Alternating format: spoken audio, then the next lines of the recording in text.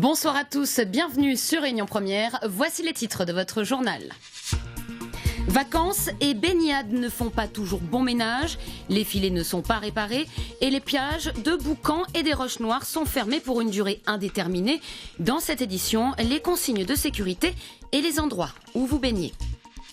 Un conflit qui se poursuit et s'enlise. Les planteurs sont mobilisés depuis 11 jours devant la préfecture dans l'attente d'une proposition satisfaisante. Nous ferons le point sur ce dossier et sur la campagne sucrière.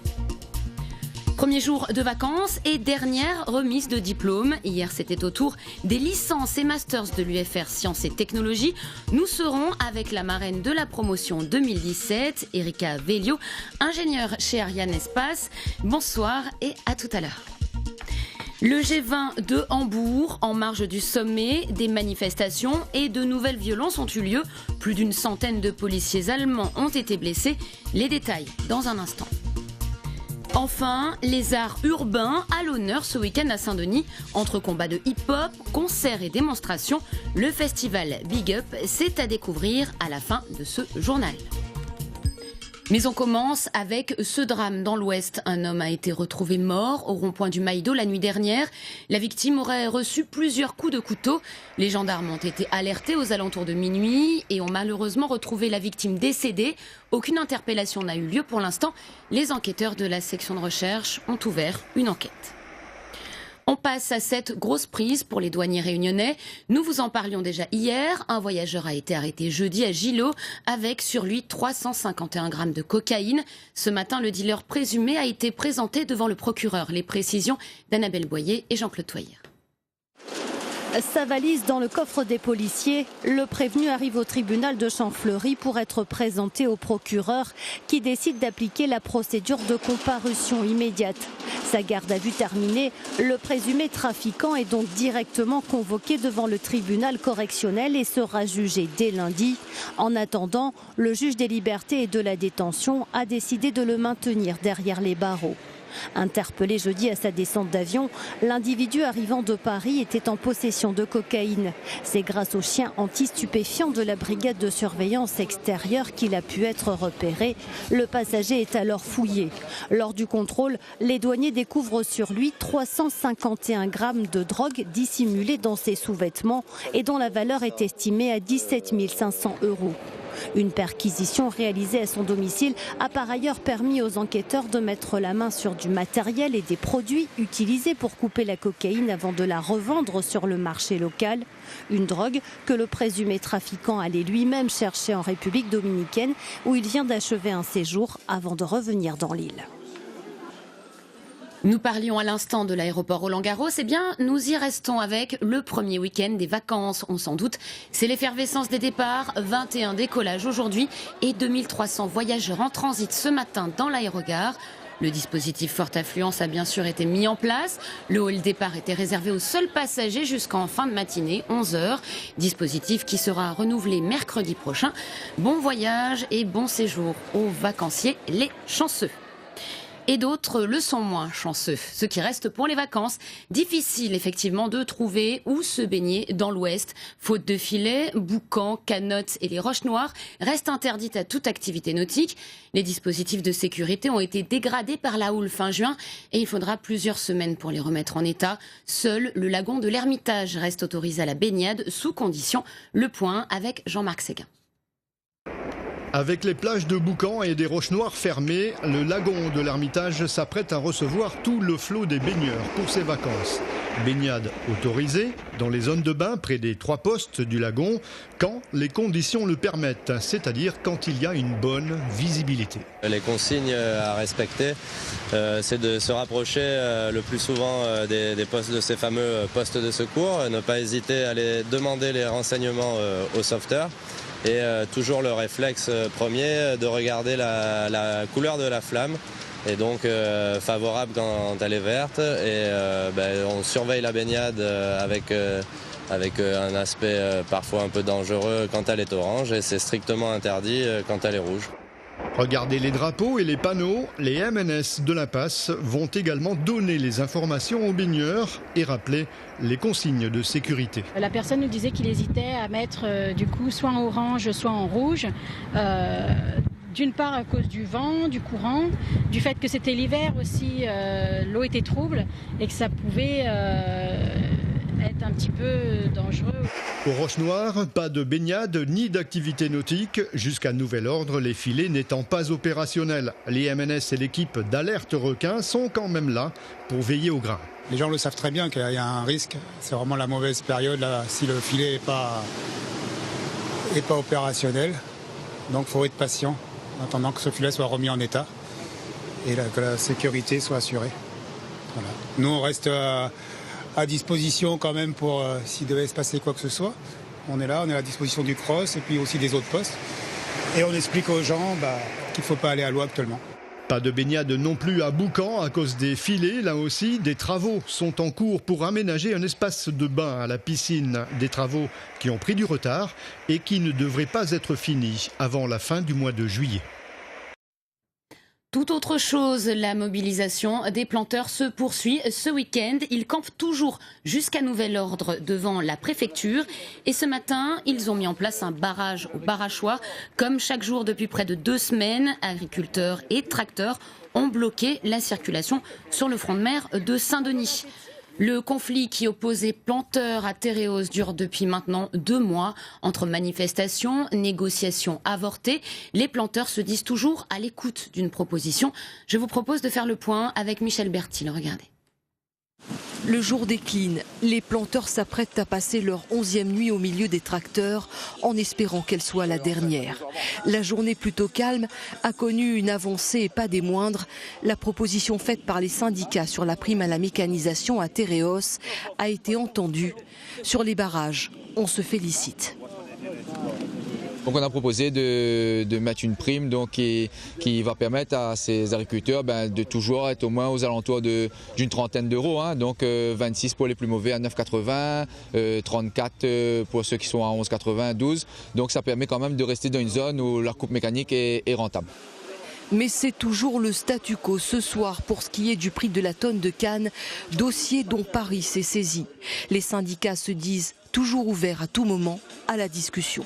Nous, on s'était dit que non, pour sortir à la tête haute, c'est à partir de 3 € qu'on pourrait réfléchir avec tous les interventions de la Convention Cannes pour voir est-ce qu'on continue le combat, est-ce qu'on continue pas. Mais pour l'instant, c'est clair qu'à 2,50 €, il n'y a aucune chance qu'on lâche. La semaine prochaine, on est prêt à entrer dans un conflit généralisé. Car BTP, transporteurs dockers, apportent leur soutien aux planteurs qui attendent patiemment l'arrivée du nouveau préfet. Amaury de Saint-Quentin devrait logiquement prendre ses fonctions en début de semaine prochaine. Amaury de Saint-Quentin qui arrive demain matin à La Réunion. Avec la mobilisation des planteurs, celle et des politiques, après notamment Huguette Bello ou encore Thierry Robert, la sénatrice Gélita O'Haraud s'exprime. Elle demande la venue à La Réunion de la ministre des Outre-mer, Annick Girardin, pour tenter de trouver une solution à la crise canne. Je vous propose d'écouter Gélita O'Haraud au micro de Rabia Issa et Alexandra Pêche. Je descends d'une fille de planteur, ouvrier agricole, travailleur de la canne et tout. Je connais ce que c'est. Donc je suis venue là et pour leur rapporter aussi le message que j'ai donné, que j'ai essayé de délivrer à Madame la ministre Girardin et à son directeur, l'ancien préfet, Monsieur Saurin. En tout cas, je leur ai dit la complexité de ce problème, l'importance de ce problème et comment ça va se durcir. Pour moi, leur donner ces informations pour essayer d'apporter ma contribution pour trouver une solution le plus tôt possible. Et une question se pose aujourd'hui, alors que les planteurs sont à la ville. Dans les champs de canne, la canne, elle, est prête à être coupée. Quelles sont les conséquences de cette grève et d'un retard de la campagne sucrière? Élément de réponse avec Jean-Régis Ramsamy et Alexandra Pêche. Ils ont rencontré un planteur des Hauts de Brapane. La vision sur le conflit n'a rien d'une vue de l'esprit. Rosaire Thévenin, 73 ans, est très patient. Comme pour la grève, il est persuadé que le fruit n'est pas encore mûr. Ça, c'est une canne qui ne peut pas être mûre. Parce qu'il manque un petit peu de couleur. Mais quand on coupe la canne, tout est mélangé. L'agriculteur de Brapanon s'est consacré à la canne pendant 40 ans, avant de passer le flambeau à sa fille. Mais il n'a pas abandonné le sabre, encore moins le calendrier de la coupe. En juillet, normalement, 90% des planteurs commencent la coupe. Parce que tu prends la coupe toujours vers la fin de juin. La fin de juin, là, qui est les planteurs, là, comme on a les petits, Il n'est pas pressé d'commencer. Mais les planteurs qui font 600, 700, 800 tonnes de canne, 1 million de tonnes de canne, il est obligatoire de couper. Parce que, allez, là, les planteurs, les malheureux, où ça trouve un travail pour faire. Ce retard provoquera-t-il des séquelles en fin de campagne? Pour Rosaire, tout peut s'arranger à condition que les acteurs de la filière parlent d'une seule voix. Ça va dépendre d'après les usiniers. Parce que si par exemple, j'ai l'habitude de fermer l'usine par exemple vers le 10 décembre. Mais si tu ramènes ça par exemple le 20 décembre, les 15 jours perdus, ça ne sera pas totalement fait. L'année dernière, à pareille époque, les régions du Nord et de l'Est étaient déjà engagées dans la coupe. Pour l'instant, ce n'est qu'un simple retard de démarrage. Personne n'a intérêt que le conflit s'éternise. Le cas échéant, il faudra couper la canne au-delà du 20 décembre, c'est-à-dire l'anniversaire de l'abolition de l'esclavage. De la canne à la pomme de terre ce week-end, au tampon, le féculent fait figure de star, bluebell, fleur bleue, rubis, de jolis noms qui sont autant de variétés du même légume. La pomme de terre est à découvrir, à éplucher, à déguster pendant 2 jours. Sachez que chaque année, ce sont 10 000 tonnes de pommes de terre qui sont produites sur notre île. Patrick Smith, Jacques Payette. Même si la pomme de terre n'est pas autant consommée que le riz à La Réunion, les Réunionnais en mangent de plus en plus. Et 5 minutes est trop long. Mais avant de l'apprécier, il faut les éplucher. À cet exercice, Roselyne et son écharpe rose a été pour la 3e année consécutive la meilleure. Plus de 5 kilos pelés en 5 minutes. Je n'ai pas de secret, mais je profite, je prends les plus grosses pommes de terre, ça y va, ça va plus vite. La pomme de terre, on en trouve dans les caries, boucané pommes de terre, ça tu connais, dans les fritures et même en confiture, figurez-vous. En tout.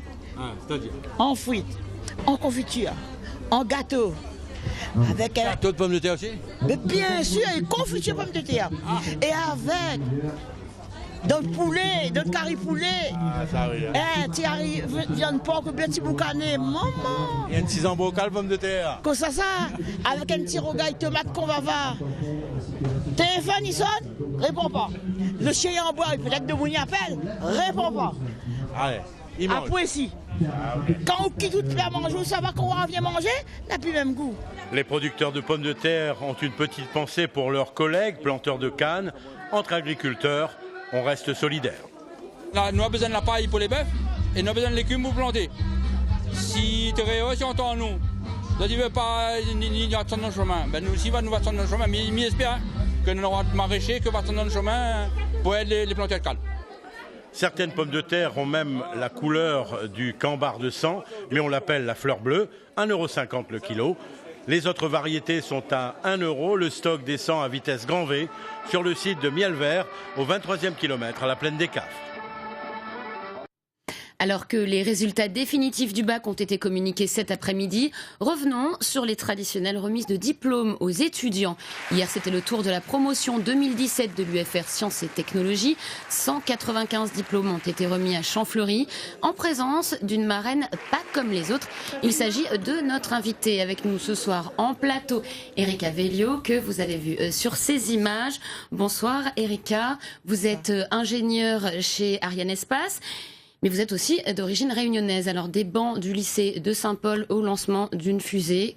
Comment ça se passe? Quel a été votre parcours? Est-ce que c'était un rêve d'enfant de travailler dans l'aérospatiale? Non, pas du tout. C'était pas du tout un rêve de démarrer ma carrière dans le milieu de l'aérospatiale. J'étais une passionnée de chimie et en fait, en faisant des études et en poursuivant un chemin, j'ai fini par obtenir un poste dans l'aérospatiale. Donc, est-ce qu'on vous a encouragé ou est-ce que c'est ce message que vous êtes venu livrer aux étudiants que vous avez parrainé? Oui, tout à fait. Je suis ici en fait pour témoigner de ce parcours, témoigner en fait de ce cheminement et de remercier les parents aussi de ces étudiants et ainsi que mes parents de soutenir les enfants, les encourager pour faire leurs études et de fournir un travail adéquat pour réussir leur chemin et leur travail. Donc, votre message à ces étudiants, c'est quoi? C'est tout est possible?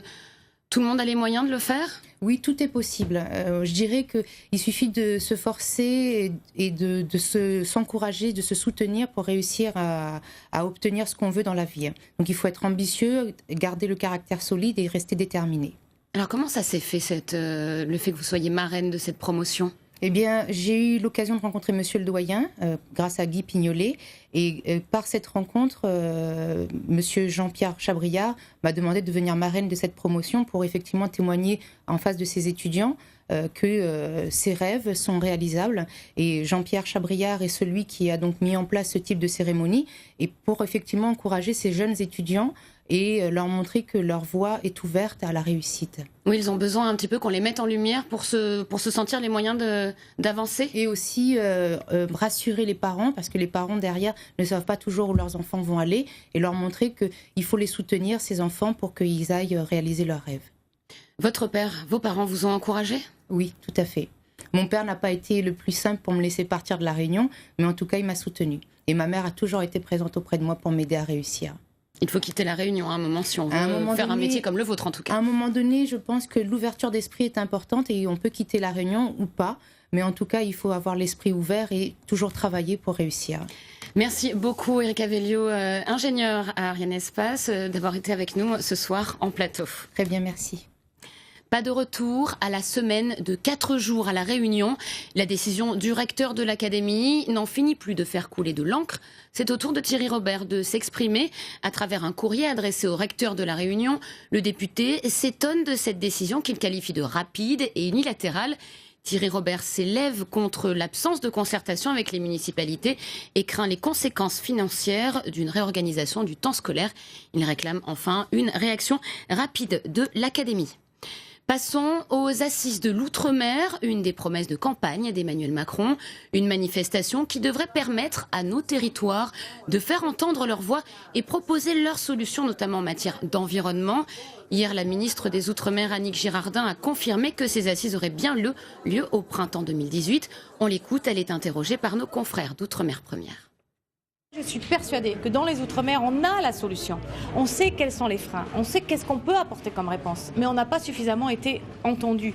Et on a l'occasion là, avec les assises, de faire entendre la voix des Outre-mer, les solutions des Outre-mer. Vous savez, quand j'ai travaillé sur la COP21 avec le milieu insulaire, où on a empilé toutes les difficultés, on s'est dit comment on va en sortir. Eh bien, on a trouvé les solutions. Et ces solutions, elles ont été portées dans le cadre de la COP21, et puis il y a eu un fonds vert. Eh bien, c'est ça qu'il faut refaire avec l'ensemble des Outre-mer.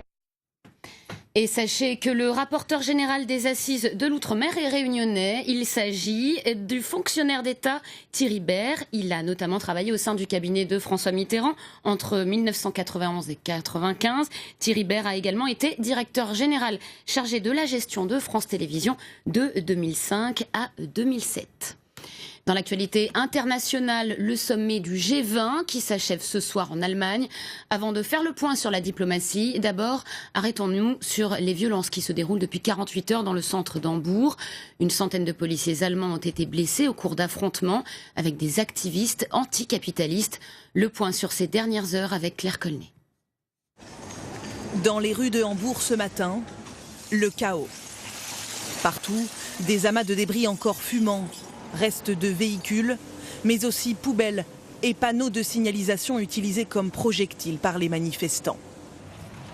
Devant les vitrines brisées, les magasins entièrement pillés, les habitants ramassent eux-mêmes ce qu'il reste des barricades, dépités. Je crois que rien ne justifie cette violence. C'était la guerre, vraiment la guerre. C'est inconcevable. Je ne comprends pas. Pour moi, ce qui s'est passé cette nuit n'a rien à voir avec les manifestations. Une nuit d'affrontement d'une rare violence. Face à face, 15 000 policiers et plusieurs milliers de manifestants anticapitalistes et de membres des Black Blocs, entièrement vêtus de noir. Des barrages de flammes en pleine rue. Pour disperser la foule, les policiers utilisent des canons à eau. Les manifestants se réfugient alors dans les hauteurs des immeubles. Ce sont les forces spéciales qui doivent intervenir pour les déloger. Cible des casseurs, les banques, mais aussi des supermarchés dévalisés en quelques minutes à peine. Autant de symboles pour eux du capitalisme d'aujourd'hui. En ce moment même, des milliers de manifestants convergent à nouveau vers le centre de Hambourg. Le mot d'ordre, un rassemblement pacifique, mais les autorités redoutent de nouvelles violences. Revenons maintenant aux discussions, aux négociations qui se jouent entre les grandes puissances. Ce matin, le président français a multiplié les rencontres au sommet. Emmanuel Macron a notamment eu une entrevue avec son homologue chinois où tous deux ont confirmé leur convergence de vues concernant l'accord sur le climat. Sur place, notre envoyé spécial, Jeff Wittenberg.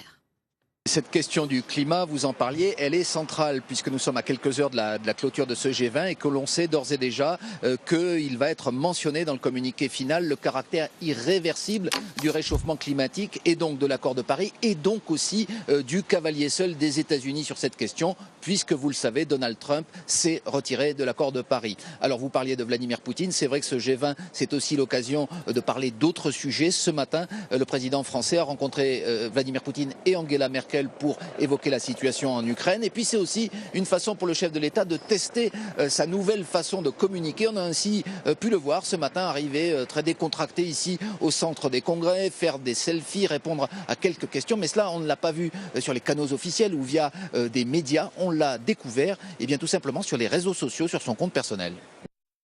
En bref, toujours à l'étranger, cette information tragique, 35 migrants dont 7 enfants sont portés disparus après le naufrage de leur canot pneumatique. Aujourd'hui, au large de la Libye, 85 autres personnes ont pu être secourues.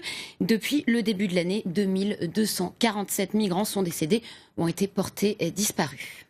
Ouvrons à présent notre page des sports avec bien sûr un mot du Tour de France. La 8e étape se dispute en ce moment même. Les premiers ont déjà passé la ligne d'arrivée à la station des Rousses.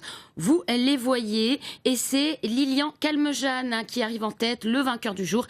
Il offre à la France sa 2e victoire. Chris Froome, le maillot jaune, est arrivé lui en 18e position. Au programme de l'étape d'aujourd'hui, je vous le rappelle, 185 km sur les routes du Jura en montagne. La grande boucle, c'est à suivre tous les jours sur France 2 et France 3. On passe au squash. Non, on passe d'abord au tennis avec l'échec de Joël-Wilfried Tsonga qui chute face à Sam Querrey au 3e tour de Wimbledon. Le Français s'est incliné en 5-7. Avec cette défaite, il est d'ores et déjà assuré de quitter le top 10 et pourrait même être dépossédé de sa place de numéro 1 français au profit de Gaël Monfils. Le squash à présent avec les compétitions internationales de la Réunion qui se terminent ce soir au Stade Volnay. Cet après-midi, c'était la finale féminine, rencontre qui a opposé la Saint-Pierroise Oksana Ahu à la Tchèque Anna Serm, 80e mondiale. La Réunionnaise s'est inclinée 3-7-0. Sachez que la discipline se porte très bien chez nous à la Réunion. Je vous propose d'écouter à ce sujet Mirko Masi, le président de la Ligue de squash, au micro de Jacques Payette. C'est très important déjà pour se comparer le niveau et puis pour faire progresser aussi nos joueurs. Ça s'est très bien passé. Bon, les favoris se sont imposés, mais difficilement. Les Réunionnais ont vendu cher leur peau. Alors, on a des jeunes qui sont quand même dans les 10 français. Donc on a Christophe André qui est là, et je vais jouer en finale dans un instant, qui est 6 français, qui est réunionnais. On a un autre jeune, Sébastien Beaumalet, qui va rentrer dans les 10 bientôt. Donc on y va, on y travaille pour amener d'autres jeunes. Retour à la Réunion avec la grande traversée annuelle de l'île en Joëlette. Top départ demain pour 160 km entre Grand'Anse et Saint-Denis. Une vingtaine de personnes à mobilité réduite y participent. Une cinquantaine de porteurs bénévoles vont se relayer pour les faire voyager pendant une semaine. Et avec nous pour en parler, Patrick Lefebvre, président de Réunion Aventure Joëlette. Bonsoir. Vous êtes en direct de nos studios de Saint-Pierre. Parlez-nous de cette démarche, donc des Joëlettes pour une traversée de l'île. Ah, je crois que vous ne nous entendez pas tout à fait. Donc on va passer à autre chose en attendant que Monsieur Lefebvre soit prêt. On va terminer cette page des sports avec de la danse et le festival Big Up aujourd'hui à la Cité des Arts. Au programme pas seulement du hip-hop mais aussi des arts urbains, des combats de danse et des concerts. On voit tout cela avec Rabia Issa et Alexandra Pêche.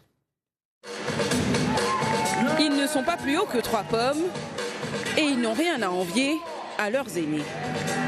Ce sont les B-Boy Kids, des danseurs confirmés de moins de 15 ans. Le niveau est juste époustouflant et ils sont là pour une seule chose. Pour gagner, pour faire des compétitions et après aussi représenter mon crew et l'association Cœur de Rue. c'est ma passion, j'aime bien danser et bah voilà, c'est ma passion, j'adore ça. Ce festival des arts urbains est une véritable pépinière en ébullition. Breakers, rappeurs et beatmakers enchaînent les performances. Dans le fanal ici, le maestro utilise un sample, une instrumentale vierge. Le beatmaker, lui, la transforme en prod monumentale. Là, c'est bon.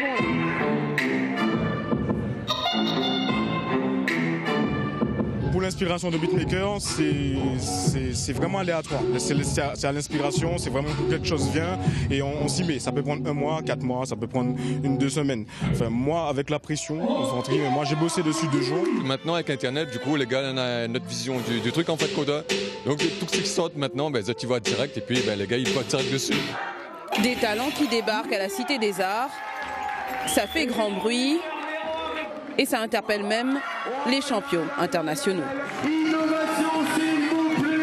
Moi-même, je voyage et quand je vois le niveau d'ailleurs et ici, franchement, on se rapproche et c'est génial. Il y en a certains qui sont plus précoces que d'autres. Donc plus tôt c'est, mieux c'est. Tant qu'il y a le suivi, l'accompagnement des parents, un bon coaching, des bons conseils, il n'y a pas de souci. La Réunion, on a un talent de fou et il faut pousser, il faut vraiment pousser et mettre Azote en l'air. Pousser les décibels, Big Up 974, c'est aussi des concerts et des ateliers d'initiation autour du hip-hop avec de la danse, des graffitis et ça dure jusqu'à dimanche. Allez, nous prenons de nouveau la direction de nos studios de Saint-Pierre où nous attend Patrick Lefebvre, président de Réunion Aventure Joëlette. Bonsoir. Vous proposez donc cette initiative dès demain, un départ pour une traversée de l'île avec des personnes à mobilité réduite portées par des bénévoles. Alors pourquoi cette démarche ? Alors la démarche, c'est d'aller à la rencontre des populations des différentes villes qu'on va traverser, villes et villages, les îlettes aussi, tout en essayant d'intéresser les personnes handicapées, c'est-à-dire en portant des gens des îlettes traversées à bord des Joëlettes. Donc une traversée, je le disais tout à l'heure, qui va de Grand'Anse à Saint-Denis. Est-ce que le parcours a changé par rapport à l'année dernière ? C'est-à-dire l'année dernière, nous avons fait un tour de l'île complet en passant par le littoral. Mais cette année, nous avons décidé de passer à travers l'île, donc c'est-à-dire franchir les différentes montagnes, le massif du Volcan, le cirque de Salazie, le cirque de Mafat, et puis ensuite arriver par le chemin des Anglais jusqu'à Saint-Denis. Quel retour avez-vous de la part des personnes à mobilité réduite et de la part des bénévoles qui les portent ? Les porteurs, en fait, ce sont tous des sportifs volontaires. Ils sont là spécialement pour porter les personnes à mobilité réduite. Le retour qu'on a des personnes que nous portons, évidemment, c'est toujours des retours très positifs, dans la mesure où ça leur permet de découvrir des paysages qui ne pourraient pas découvrir autrement, parce que la Joëlette, c'est quand même un outil exceptionnel pour pouvoir aller à l'intérieur des cirques avec des personnes qui ne peuvent pas se déplacer par elles-mêmes. Donc que ce soit d'elles ou de leur famille, c'est toujours des retours très très très positifs, évidemment. Ouais. Alors le parcours, donc cette fois-ci, ce sera une traversée, ça me paraît assez difficile. Il y aura une 50aine de porteurs, ils vont se relayer. Les porteurs se relaient, oui. Alors par exemple, demain c'est un dimanche, donc on aura pas mal de monde sur les sentiers. On va partir une 50aine de personnes. Lundi, on sera une 30aine, mardi une 30aine, etc. Pour terminer à Saint-Denis, je pense qu'on peut compter sur à peu près 200 personnes parce que les associations de Saint-Denis tiennent à nous faire un accueil digne de ce nom quand on va arriver au stade de la Redoute. Merci beaucoup, Monsieur Lefebvre, pour ces précisions. Donc, beaucoup de monde mobilisé autour de cette initiative. Départ de la traversée demain à 7h à Grand'Anse pour 7 jours de périple. Avant de se quitter, on revient sur l'une des actualités du jour, la mobilisation des planteurs avec cette image insolite, celle d'un groupe de touristes qui a pris la pause ce matin devant les tracteurs, histoire de garder un souvenir de l'événement. C'est la fin de ce journal. Merci de l'avoir suivi. Tout de suite, la météo avec Evelyne Nirlo. On se retrouve demain pour l'information dans le 12h30. D'ici là, passez une excellente soirée. L'information continue sur les réseaux sociaux et sur notre site internet réunionpremière.fr.